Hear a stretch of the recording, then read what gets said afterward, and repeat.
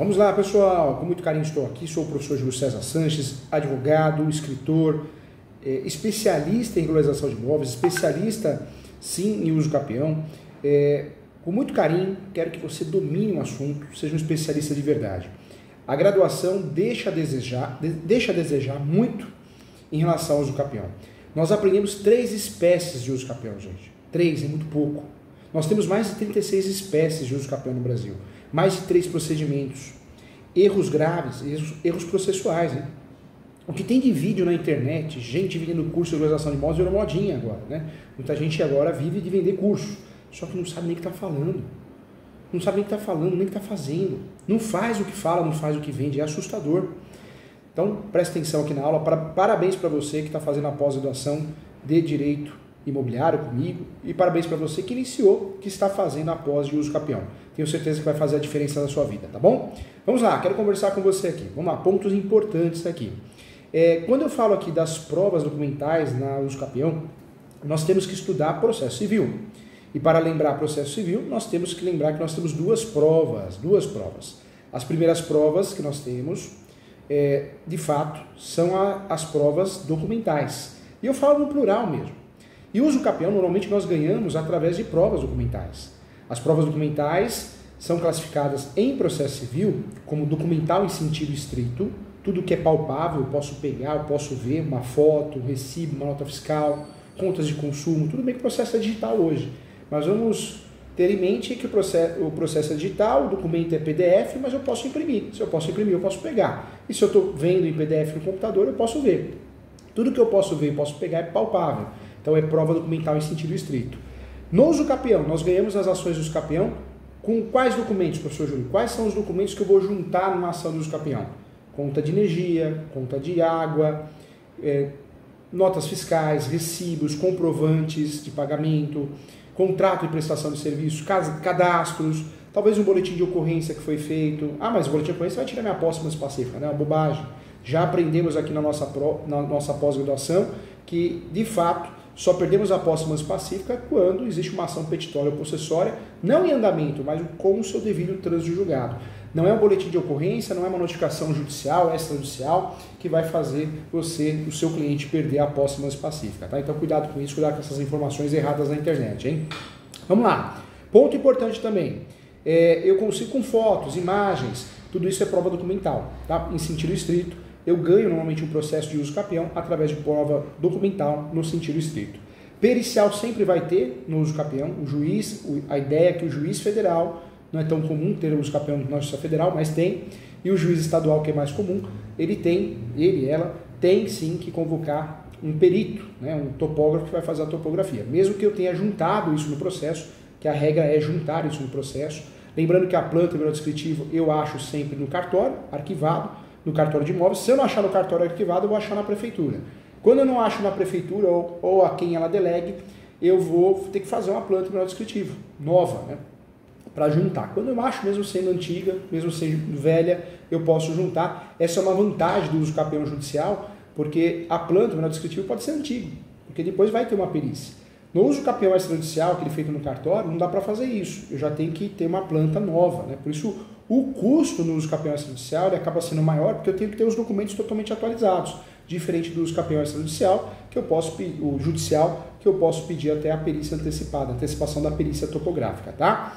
Então, vamos lá. Prova documental em sentido estrito, já sabe o que é. Perícia é prova documental também. A ata notarial, que é feita por um tabelião de notas, estou falando da ata notarial, não a de uso capião extrajudicial. Essa para nós não interessa no uso capião judicial. Estou falando da ata notarial, usada como prova, aquela ata declaratória de prova. Essa ata notarial ela é utilizada como prova. Então, é uma prova documental. A ata notarial passou a ser uma prova documental. Cuidado, eu sempre falo para os meus alunos, não adianta você ou o seu cliente ir no cartório e falar, quero uma ata do uso capião. O tabelião, o escrevente, vai fazer confusão. Vai te empurrar, vai te vender uma ata notarial de uso capião ou vai falar que não tem os requisitos. Cuidado com o que você fala. Explique para o tabelião ou o escrevente que for te atender, ele ou ela, que você quer o quê? Uma ata de prova, uma ata probatória, para provar uma ação que você vai fazer de regularização de imóveis, uma ação de uso capião. Senão, ele vai fazer, ele ou ela, o escrevente ou o tabelião vai fazer confusão, achando que é uma ata do provimento 65, aquela ata que tem todos os requisitos. Então, cuidado com isso, tá? Então, fique atento em relação a isso. ata probatória é uma coisa, ata do usucapião é outra. Para o usucapião judicial nós precisamos de uma ata probatória, onde o tabelião ele vai, de fato, declarar que, diante dos documentos apresentados, fulano tem a posse, ok? Então fique atento em relação a isso. Não podemos esquecer também que a inspeção judicial é uma prova. Quando eu peço a inspeção judicial, eu peço que o juiz vá até o local, normalmente não vai, né? Teoria e prática são diferentes. Quando eu peço a inspeção judicial, eu estou também usufruindo de uma prova documental. Também é uma prova documental, tá? Inspeção judicial. Quero lembrar a você também que a inspeção judicial, feita, né, a solicitação ao juiz, o juiz, a juíza vai concordar. A ideia é que o juiz vá até o local. Se isso não acontecer, é o oficial de justiça. Ele pede, ela, o Poder Judiciário pede que seja recolhida uma guia, e essa guia, né, de oficial de justiça, que é diligência, faz com que o oficial vá até lá para que faça constatar. É a diligência de constatação. Então nós temos em processo civil é usado no usucapião, 4 provas documentais. Anote aí, tema importante da nossa aula, hein? Primeira prova documental que nós temos então. Primeira prova documental, anote aí. Prova documental em sentido estrito. Fotos, imagens, recibos, notas fiscais, comprovante de endereços, cadastro, multa ambiental, multa de trânsito, contas de todos os gêneros, correspondência bancária, cadastro no INSS, tudo isso é prova, é uma baita de uma prova. Contrato de compra e venda, justo título de boa-fé, declarações, tudo isso é prova, tá, gente? Depois, a segunda prova documental que nós temos em sede de usucapião é a inspeção judicial do juiz. O juiz pode ir até o local. Eu trocando de ordem aqui, mas não tem ordem, uma ordem certa. Inspeção judicial, o juiz vai até o local ou alguém que ele convide, normalmente o oficial de justiça. Terceira prova documental que nós temos no processo civil, de fato, é a perícia. Perícia, né? O perito sempre vai ser convidado a prestar o seu trabalho, e esse perito vai fazer a planta terminal descritiva. Então, prova pericial, prova documental. E a quarta e última prova documental que nós temos é a ata notarial, que é feita pelo tabelião de notas. Não é barato fazer, né? Mas de fato, quando dá, quando é importante, quando é possível, se o cliente fizer, nos ajuda muito, tá? Então essas são as provas documentais. Quero lembrar você que nós temos provas documentais e temos provas orais. Orais são testemunhas, depoimento pessoal das partes que acontecem dentro de uma audiência de instrução e julgamento. Então, provas documentais é de fato o que nós usamos mais para ganhar, né? Ganhar realmente uma ação de usucapião. Mas as provas orais também são utilizadas, sim, para que a gente possa, de fato, usufruir delas para ganhar uma ação de usucapião também. Não é tão comum, porque não é tão comum ter audiência em sede de usucapião, mas quando tem, nós vamos provar a posse, mas pacífica, nos nome através de testemunhas e depoimento pessoal das partes, tá? Então, provas documentais, nós sempre falamos em documentos, papéis.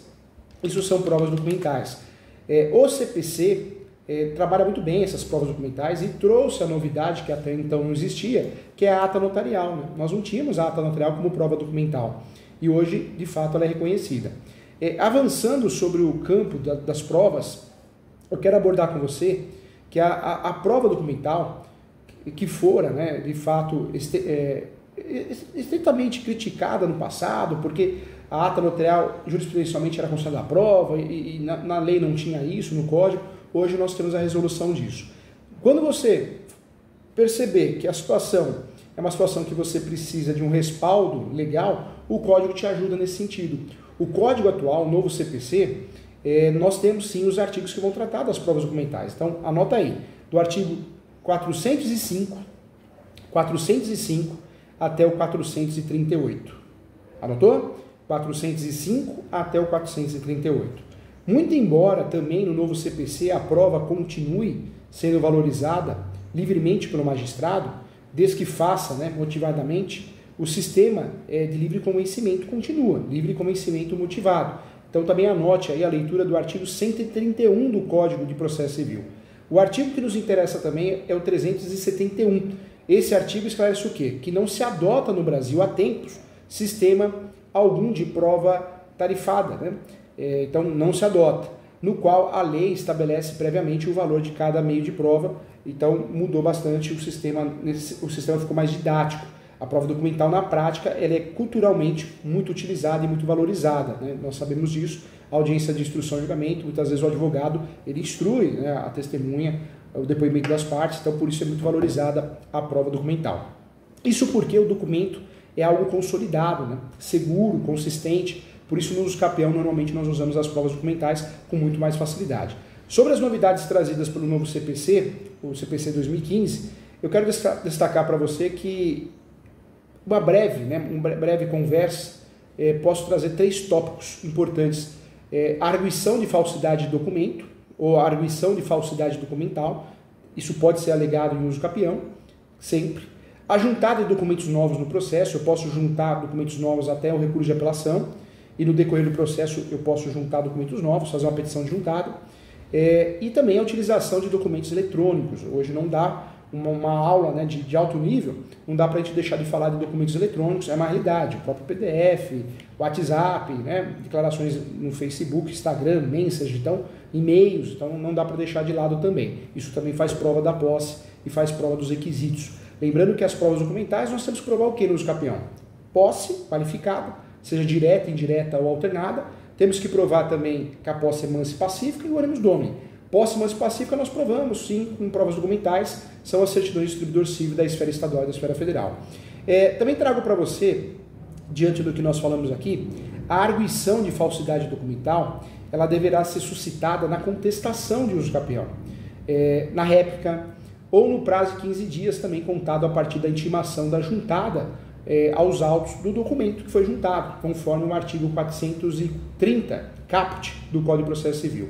A outra parte, gente, terá também 15 dias para a resposta, hein? 15 dias para a resposta, fim do qual será determinada a prova pericial. Isso aparece no 432.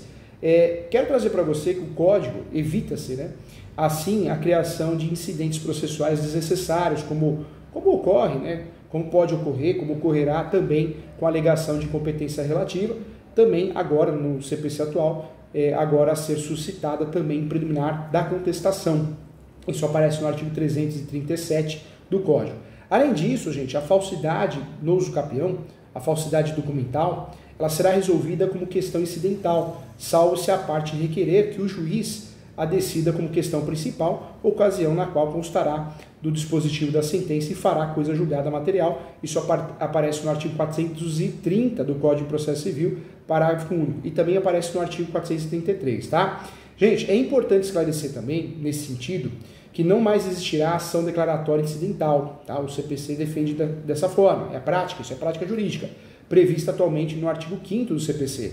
Pela redação do artigo, o artigo 503, parágrafo 1º do Código de Processo Civil atual, a questão prejudicial fará coisa julgada automaticamente, desde que preenchidos os requisitos. Entre esses requisitos nós temos dessa resolução, depender de julgamento de mérito. O outro requisito, ao seu respeito, tiver havido contraditório prévio e efetivo, que não se aplicando, né, no caso da revelia. O terceiro seria, sim, o juízo, né, o juízo de fato tiver competência em razão da matéria e da pessoa para resolvê-la como questão principal. Outro ponto que eu quero trazer para você, outro ponto importante, sobre a juntada de documentos novos. Eu posso juntar documentos novos o tempo todo no processo, vai ser aberto prazo para outra parte se manifestar, e no recurso de apelação também eu posso criar um tópico juntando documentos novos, das provas novas, eu posso fazer isso também. Trabalhando e estudando esse assunto sobre a juntada de documentos novos no processo, o CPC 2015, gente, ele dispõe que, isso aparece no artigo 435, é lícito às partes em qualquer tempo juntar aos autos documentos novos. Então, artigo 435, é lícito, eu posso juntar a qualquer tempo documentos novos, quando destinados a fazer prova de fatos ocorridos depois dos articulados ou para contrapô-los aos que forem produzidos os autos, tá? O parágrafo único esclarece o quê? Que admite-se também a juntada posterior de documentos formados após a petição inicial ou contestação, são as peças inaugurais, bem como dos que tornam ou tornaram conhecidos, acessíveis também ou disponíveis após esses atos. Cabendo à parte também os produzir ou comprovar o motivo que impediu de juntá-los anteriormente, incumbindo ao juiz, em qualquer caso, avaliar a conduta da parte de acordo com o artigo 5º também, tá? Então isso é importante trazer também. Nesse sentido, gente, eu quero esclarecer com você, é importante ponderar também, que deverá prevalecer e deverá ser mantida o entendimento atual da jurisprudência do Superior Tribunal de Justiça, do STJ. E em relação a provas documentais, o STJ esclarece o quê? Que no sentido de admitir a juntada de novos documentos no processo até segundo grau de jurisdição, desde que haja respeito ao contraditório e não exista má-fé por parte daqueles que juntou, tá? Nós temos até o RESP, deixa eu lembrar aqui, é o 12423, RESP 12423-25, de origem do Rio Grande do Sul, tá bom? Então, importante. Por fim, gente, o que eu quero trazer para você? Igualmente é importante, né, dar relevo à dedicação de uma seção específica do Código Civil, não daria para deixar de lado, aprofundando o assunto, os documentos eletrônicos. Com a relação a esse tema, o Código de Processo Civil dispõe de forma especialmente, que a utilização de documentos eletrônicos nos processos convencionais, no processo convencional, dependerá sim da conversão à parte impressa e de verificação da sua autenticidade na forma da lei. Tem que ser verificado se está autenticado, tá? Então, isso aparece no artigo 439 e, nesse sentido, será reputado autêntico o documento cuja autoria estiver, de fato, identificada por qualquer outro meio legal de identificação, inclusive eletrônico, nos termos da lei, tá bom? Então, é importante falar sobre isso. E aí eu trago para você o reconhecimento da prova documental em sede de uso capião. É a prova mais utilizada, é de fato a prova mais conexa com a relação do uso capião, porque nós sabemos que a testemunha pode ser instruída numa audiência de instrução e julgamento, então, de fato, o uso capião você ganha com muita facilidade com prova documental. Claro que usamos as provas também, as chamadas provas orais, mas nós ganhamos com prova documental, tá bom? Agradeço a você que acompanhou a aula do professor Júlio. Você fez uma ótima escolha em fazer a pós-graduação em uso capião, é uma pós única no Brasil, é a única. Parabéns, você de fato com essa pós-graduação, tenho certeza que você vai se tornar um especialista de verdade no uso capião. Tem muito conteúdo pela frente e eu espero você.